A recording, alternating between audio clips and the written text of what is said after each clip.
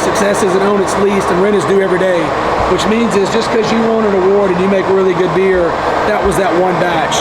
We've got to be able to duplicate it over and over. So since this is where it starts, that's where we keep that quote. Because so as the grain's coming in, we're mixing it all up, making sure it's all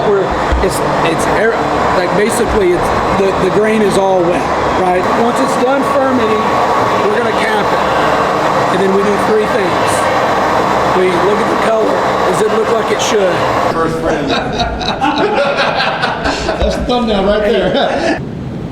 And we actually like the seltzer better than sour beers.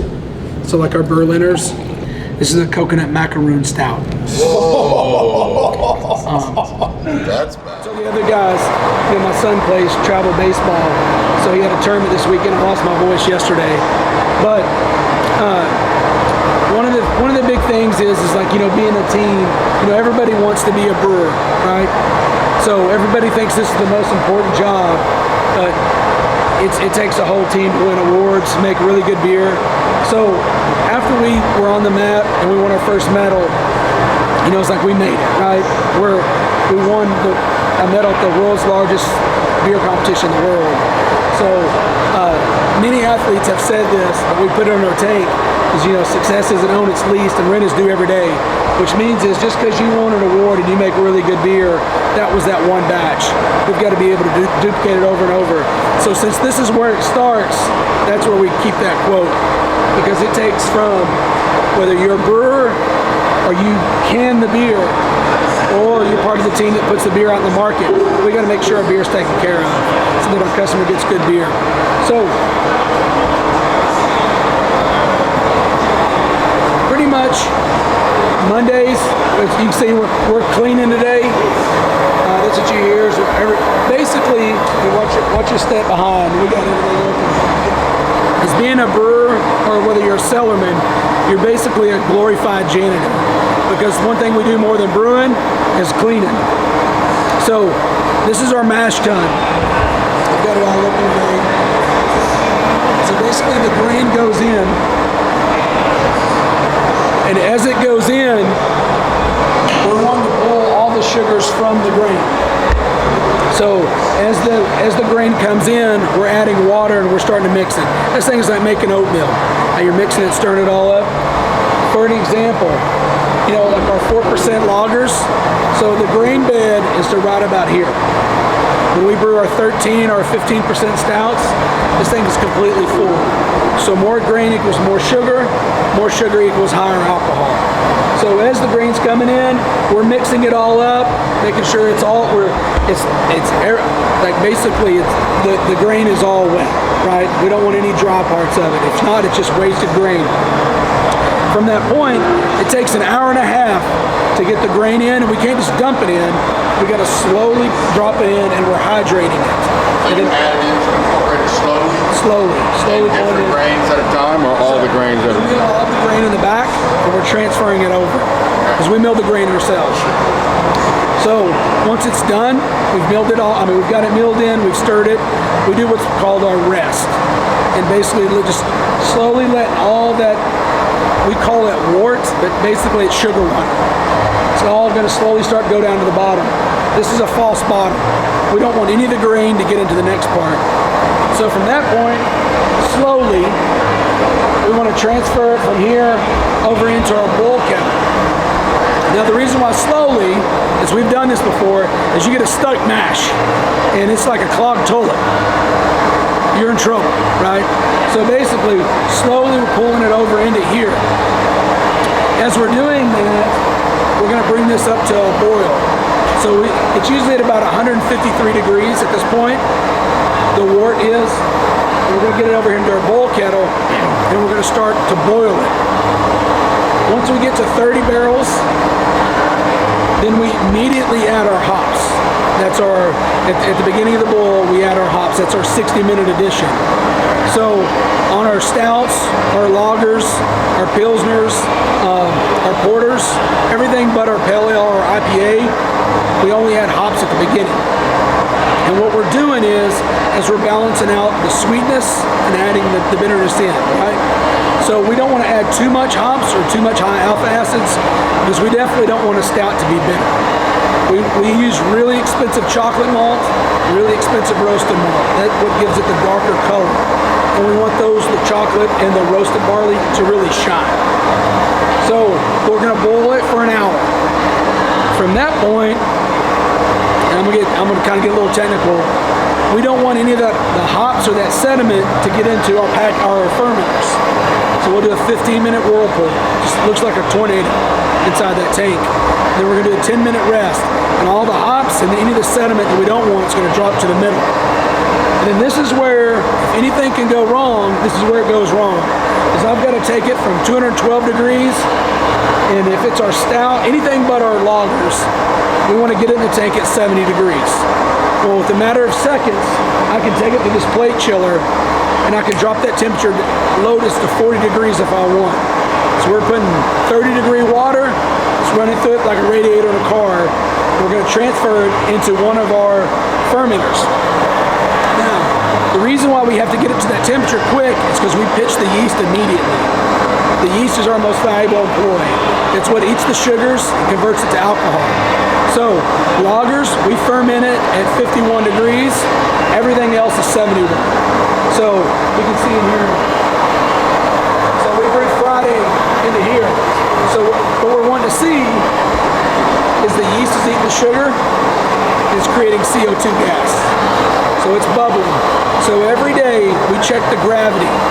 We make sure that we check the temperature. So no matter how hot or cold it is in here, this is going to be like your refrigerator at home.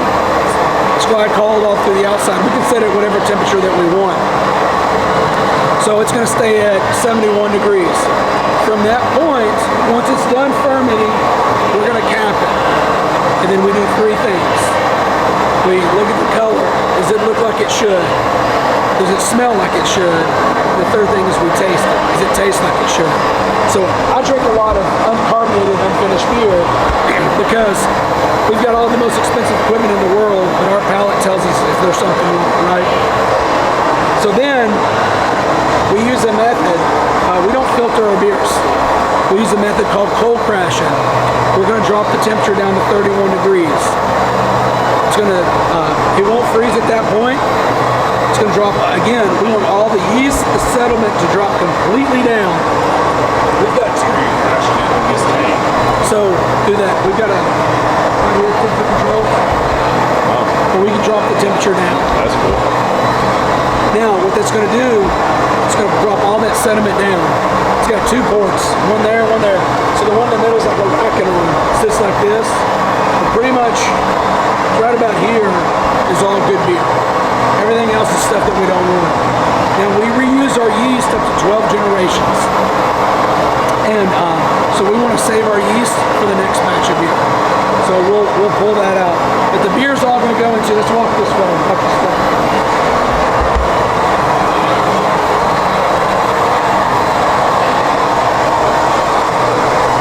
So this is a packaging tank. And now you can tell the difference between the two. See, these are the cone shape, these are flat bottoms. So today, it's our top selling beer. It's our Sherman Bock. It's a 7% Bock. So they're kegging today, they're caning tomorrow. But we're going to pull from here, and you can see the beer. It's good with these hoses, and he's kegging over there right now. But inside here, we force CO2 into the tank. So that's where we carbonate the beer. And then we're still forcing CO2 in to help push the beer out. So this is my favorite tank to be in because this is how the beer should taste, whether it's in the can or on my tap water. So again, I don't, because they're kegging right now.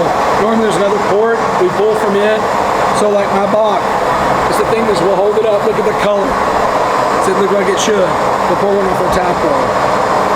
We'll smell it, and then the tough part of the job is the taster, right? It's the fun part of the job. Yeah. This is weird. I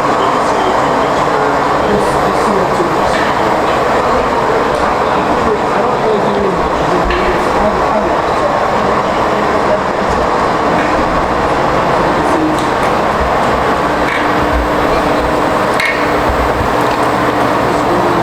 head of packaging. How many half barrels will that do? Keggers. So we usually do about a 60-40. So 40% is draft, and then 60% is going to be packaged. So he's getting all of our kegs. But if we were to keg 60 barrels, that's 120 half barrels. If we were only to package, that'd be about 800 cases of beer. That's out of that. So we have 2 cannon lines. We only use this one. We have the bigger one. We have trouble getting parts for it.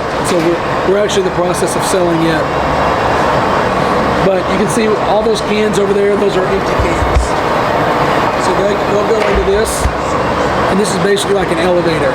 So the cans will go up, and they'll go down the chute, sanitize the inside of the can, and then it's going to put a date on it. So we all have date codes and numbers. That way if something goes bad, we can go back and see maybe what happened. And it comes to that cannon line. First thing it's going to do is it's going to purge it full of CO2. We want zero oxygen. Oxygen's bad for beer. So we're going to fill it full of CO2, get all the oxygen out, then it's going to shoot it over to the next one, and it's a 4-head filler. So it's going to fill 4 cans at a time. It's going to put a lid on it. It's going to go over there, it's going to seal it and shoot it out. Clean it and shoot it out. So this line does full speed. It'll do about 42 cans a minute. So if we were to package, we can package about 600 cases a day in about 6 to 7 days.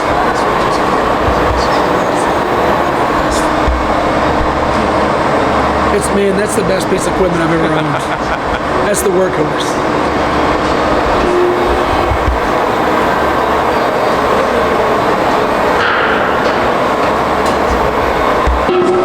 Our new facility, so this building's about 17,000 square feet. Our new facility is going to be just a little over 10,000 square feet, more utilized for what we need for production. But one of the things that we started doing is we started naming tanks as they've come in. So our 2 smaller tanks over there is one is Foxy and one is Kai. So Kai was Wilson, who's head of production. His dog and my dog passed away the same year. They were both 16 years old. So we named those tanks in honor of them. And these are the Golden Girls. So the Golden Girls? Golden Girls. So we got to put the stickers on the other one. Oh, that's funny. So, but they sent the wrong letter. They misspelled their name, so we took them off. But yeah, they misspelled them, so we took them off. We didn't realize it once we put it up there. We spelled them wrong. So I did a tour one time. They were like, "That's not how you spell that." Yeah, we had fun with it.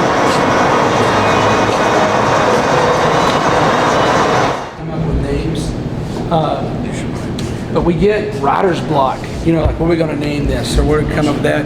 So sometimes the best names have been like, hey, I got to have a name. We've been waiting on one for 3 months. We're like, Blackout Cake. We'll just name something. And they roll. But we have 3 different artists, and my wife is another one, so we have 4. 3 that are like independent artists that will send, hey, like for example, if we want someone's face on it, we know this artist will nail it. Wow. If we've got one that's like very cartoonish, we'll have them do it. So we have just different people that do different ones. You don't use AI for any of it? We've used it before, and then you could tell it's AI, Yes. and people don't like that. Yeah. Especially on craft beer. Yeah. Yeah. So we've learned that the hard way. But yeah, I'm this that way.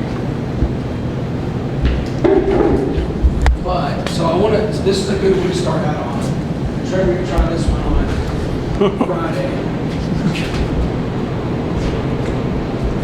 Tim, you may have had this one. Tim, never seen cardboard cut out of yourself too. Yeah. Welcome to the Whiskey Blendery. I'm like, hey, remember back in the day, MySpace, when Tom was everybody's Tom, friend? yeah, Tom was Like, everybody's remember? friend. Hey, Tim, you can be everybody's friend. Who's your first friend? That's the thumbnail right there. So I was telling Trevor this, I did this during COVID because I wasn't here all the time because I was out having to stock shelves or put beer on the market. People would be like, I came by. So we had that cardboard cutout and people just got their picture made with it. And if I'm not here, well, still to this day, like it happened on Saturday, I was at the Champs baseball game. but there's 2 or 3 people that post that on social. They're like, oh, I'm just hanging out with Jeremy. It's a joke, but it's perfect branding. Hey, free marketing, man. But Trust me, I get it. It has got a, we're trying to get this one to just last till the new one, but we've got several for the new spots. But that thing has been sexually violated. And that's why that's why it's been at the knees and I've been back. Hey, You better drug through the mud a little bit. I want more women than men, I will say. So, Well, that's good news. yeah, and some of the pictures that were sent to me, like, oh. Yeah, little rough. No cutouts for you. Have you had this one? I have not. The Bahama Mama? Nope. So this is, especially during COVID, we did lots of slushies, and you know, the guys in the whiskey groups drink more of the slushies than pretty much anybody. But we used, as you know, we talked about in the video the other day, we use real fruit. So that's what gives it that color. Now this is a seltzer base, and we actually like the seltzer better than sour beers. So like our Berliners, because the flavor of the fruit really pops more. And what I like about this now is we get a lot of people. You don't have to finish all these if you don't want them. Let's see what we got. 4. Now in this one, everything that we do, like if it says Bahama Mama, we want to make it taste like the cocktail. So there's pineapple, You coconut. just down the whole thing? Damn, Trevor, how do you get finished?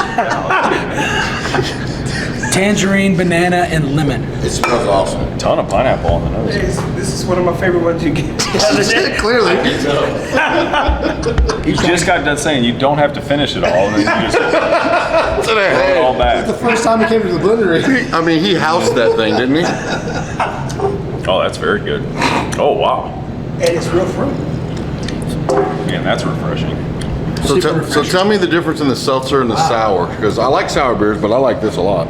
So, you know, also during COVID, a lot of people started figuring out their bodies. And, you know, there's certain people that have like a gluten allergy. Yeah. People figured out their bodies during COVID. Yes.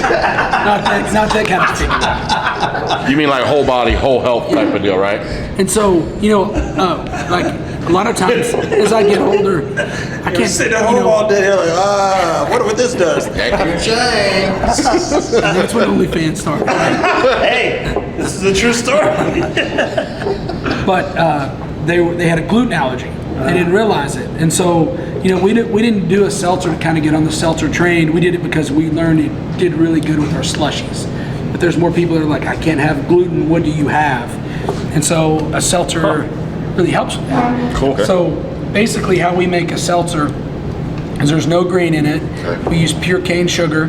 We bring it to a boil, and then we actually will transfer that into our packaging tank, and we use champagne yeast because it finishes it completely out and gives it almost like a bubbly. That's cool. Yeah. Yeah, I didn't know that. Super interesting. So Yeah, it is. to get a 6%, because we add so much fruit to it, we actually brew a 10% seltzer, and then we'll dilute it down with like 40% fruit, and that's what brings the ABV down to 6.2%. But a 10% seltzer, you're like, oof. You can tell it's 10%. Oh, you feel it. And yeah. you taste it. Yeah. Well, this is amazing for 6 point. It's good. I mean, it tastes like pineapple juice. Absolutely. You could like make a mimosa with that. You could slam it. Yeah, quick. you don't have I'm to. just saying, but you could like I think my girlfriend would like that in her champagne on Sunday morning. Yes. Yeah. So like it was funny when we were sitting at home during COVID, we would add vodka, tequila, rum with that. We'll put like 2 ounces of a spirit in it. Hell yeah. We pour it on top of it. Oh A yeah. good rum would be awesome in that. Yeah, we weren't driving, right? So you're sitting home, just getting Slosh. fat boy wasted over here. Sounds like me. Yeah, you know, we talk about it all the time. You know, we were pretty scared during COVID as a small business, but it was the best of times, you know, because everybody was at home off work, everybody was drinking. We were stressed out, but we look back at it now, we're like, I wouldn't wish that again, but those days were pretty fun. And you, at some point, you had like you could pick up right out here. Because I remember picking up some stuff here, to where you just like kind Pull of up. drive through, and yep, I'll be here at this time. Order online, and then load up the truck full of stuff, and then which I mean, from a business standpoint, that's probably better than packing this full of, just. But for me, I'm a hugger, right? So not to be able to, see, because like there were some people like I need a hug, and there were some people like don't touch me. Yeah. But what we quickly learned is we were worried because we had all these kegs for our tap wall, and so basically what I told people is they're like, can I buy a beer? I'm like, you can, but you got to go sit out in your car and just call our number. We'll bring you another beer, right? Because they weren't driving; they were out back just eating our food, drinking beer. One night we started, because we do trivia every Thursday night. Well, it was kind of like a drive-in trivia night. So we had the cars full in the parking lot. We were delivering food, delivering beer, and people were playing trivia in their cars. So we pivoted because we had to. Yeah. And then also we look back at our Facebook, and they're all starting to come back now. Remember, there's a toilet paper shortage. Oh yeah. So Paper towel, toilet paper. we bought a ton from our food supplier. So we told everybody, with every order $50 or more, you got a free roll of toilet paper. That's pretty smart. Yeah. So and then we sold Became those. a beer Costco for a little bit. You're like, hey. We did. So there's two things that I never thought I'd have to do in this business. One is give out free toilet paper with a to-go one. And the second thing, because we do so much eggs with our food, to put market price for eggs on our menu. It's like crab legs with the eggs with it. Yeah, we didn't want to have to just raise everything. We're like, if you want an extra egg, it's 50 cents more, or whatever market price was. Sure. So That makes sense, you man. just got to pivot as a small business owner. What's going to happen next? That's how you become a big business owner, man. Learn how to survive. Got to pivot. Yep. How many new flavors do you come out with a month, would you say? So at the height of COVID, we were coming out with 3 new beers a week. And then right now we're about a new beer a week. So one new beer will come out this week. Sometimes we'll do more, and then that'll kind of, so like at least 4 or 5 throughout the month. Let me do this. Let me see. So is this the slushy though that you can put Yes, this? that's good. Okay. Consider this slushy. Nice. Dude, I'm gonna get some of these. I like it. I gotta drive, so I'm not gonna be. You drug these guys? Yeah. Big Lebowski beer. Oh, cool. So this is a White Russian. And this is with our, Dude, it's a White Russian beer. Get out of here. yeah, and in today's climate, I was kind of scared to call anything a Russian. The dude abides. So this is a golden milk stout. Yeah. It's got milk in it? Oh yeah, you can't have any of I it. can't have it, brother. You'll be alright. Try a little bit. Yeah, you gotta take a little taste. Yeah, you'll find out about your body. Give me a swig. Look at it right there. Literally give me a taste. Like you try a little bit. So there's coffee, wow. chocolate, Oh my gosh. The nose vanilla, is crazy. and milk sugar. Wow. So to make it taste like a White Russian. Now because this isn't a slushy, right? So it's not. I mean, this is. You can see the beer, right? Oh, dude, this is crazy. I can smell like a Kahlua or Kimura Yeah. or Yeah, something. yeah, absolutely. So how we did that was with, I can't remember which coffee beans that we did in this one, but same thing, we recirced the coffee on it, Oh man, that was real good. and then the milk sugar, and then the chocolate that Wow. we used to really give it that Kahlua flavor. Oh man. It's like super balanced. It's not too sweet. I thought it was gonna be super sweet, but it's not. It's You're everything I've had, even when you came to the Blendery, like you're hitting those flavor profiles like spot on. yeah, money. So how, This is a Kimura is like spot on. so how we do that, because a lot of brewers will come and they're like, man, how do you make your beers taste this way? Well, we used to brew all of our beers and we'd put like whatever, and we still do, put some flavoring or like either the cake or the donuts into the mash, but the yeast is going to eat a lot of that and it's not going to turn out so much in the Yep. finished product. So we all cook, we all grill out, so like taste it, it needs more of this, it needs more of that, it needs more of this to give it the flavor that we want it to taste like. We do the beer the same way.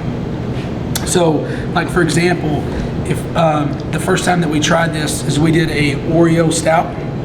So we added a ton of Oreos into the boil. See, I wouldn't think that would work. I don't know. I wouldn't think putting Oreos in would make it taste like Oreos. I would think that it would like totally mess it up and like turn it bad. And Until you. I mean, I clearly. So you know, we start slow with it to get it to where we want, but then when it was in the tank, it didn't- You're not putting whole Oreos. You're. No, we were throwing the Oreos in the bowl. As soon as it goes in, it just dissolves. Right? It's 212 degrees. You put them in this. Oh, okay. I got you. Oh, we ate a bunch of them. Okay. So if you're boiling it and dissolving it, then I guess I could see that would work.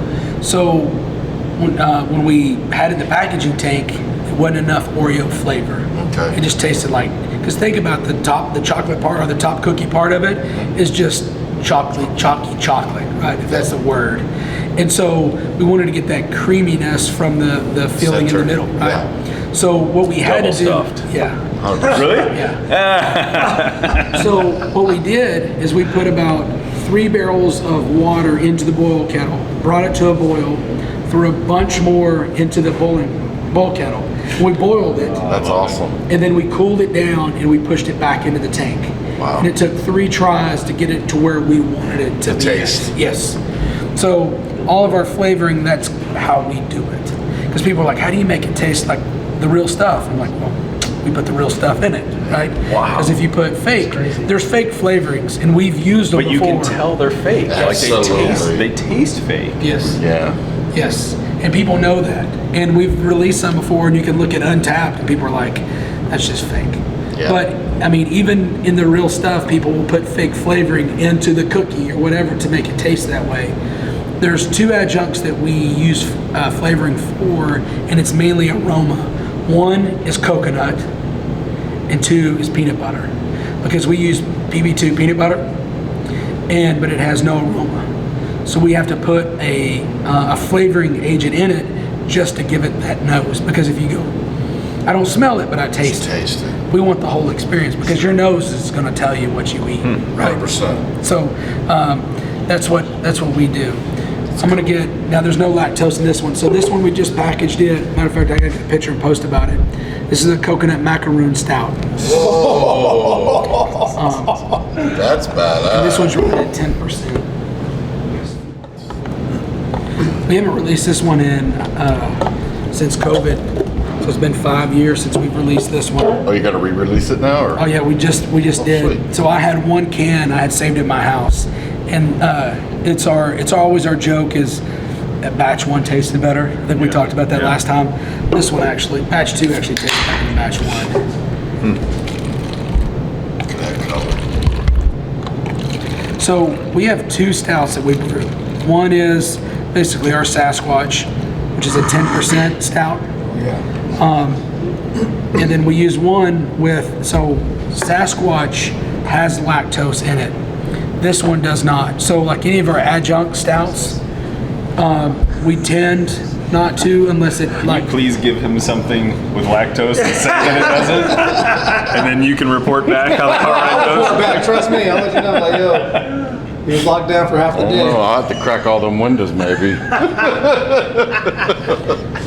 If it's gas, it's okay, but if it's something else. It was both. It hurts. So, think about biting into one of those. See, and I've eaten 1 macaron ever in my life, and I don't like them. I do. I don't dislike them. I like but macros, too. This is fucking good, dude. Yeah, it's not like literally something, it's not a dessert, you're like, I'll take the macarons, right? Well, in the pictures, so almost like, well, the names and the pictures, you're doing the same thing that we're doing on some of the whiskeys, that we want to like paint a picture of what the experience is going to be like. And when you see that, and when you see the name, you're already thinking about it. So then you get there faster. It adds to the experience. Yeah. So this was the first one that we really did where we started putting the pastries on there. So we can, because like there was a lot of people that didn't know what a macaroon is. Yeah, true. So like if you put it on there, then people are like, oh yeah, I've had that before. And so when they're drinking it, they're like, okay, yeah, that's what I taste. That's what it is. Okay, so I have to ask, do you know what a Mexican wedding cookie is? Thank you. Thank you. I know a Mexican wedding. I know, everybody else. Cake, Oh, okay. No. What's a cookie? Not a cookie. Yeah. It's a cookie. Wow. Yeah. Yeah, it's a cookie. Only Richard would come up with that Yeah, kind of stuff. we have we got some new barrels in. We got a new American single malt barrel that supposedly tastes like a Mexican wedding cookie. And I gave it to a bunch of people, and everybody's like, yeah. I was like, how do you know what that is? Like, I don't know. No, they did. Well, I mean, we Yeah, are it in was- Texas, so Yeah, it's good. So I don't know. That might be something we bottle this week and call it a Mexican wedding cookie. I like it. It's a solid pour, and I guess it has like white little powdered sugar or something on it, or like it's good. I like to try that one. Yeah, I'd like to try the cookies to then To compare, Yeah, 100%. Where do you go to find those? That's what I'm about to look up right now. With the Mexican wedding. guess we're crashing a wedding later. In Plano, there's a Mexican lady who makes like tres leche cakes, all the different, You know she makes it. Yep. So I'll hook it up and see if I can find Yeah, it. order some. Yeah, for I will. sure. And bring them out to the Blendery. so you can 100%. try. Shit, that's crazy. I forgot there's a lot of stuff around the corners, man. Be surprised just in Plano. Another great one, man. Goodness gracious, dude. Yeah, these are I really mean, good. it's like, just, man, like spot on. just So, you money. know, Man, bro. just all Every of them single are one's money. hitting it out of the park. Here, I want to have. I know there's one more that you guys haven't had. It's like we're at the Blendery I right know. Seriously. I know. You go, oh man, this is good out of hand. You know, keep heading to me though. Yeah.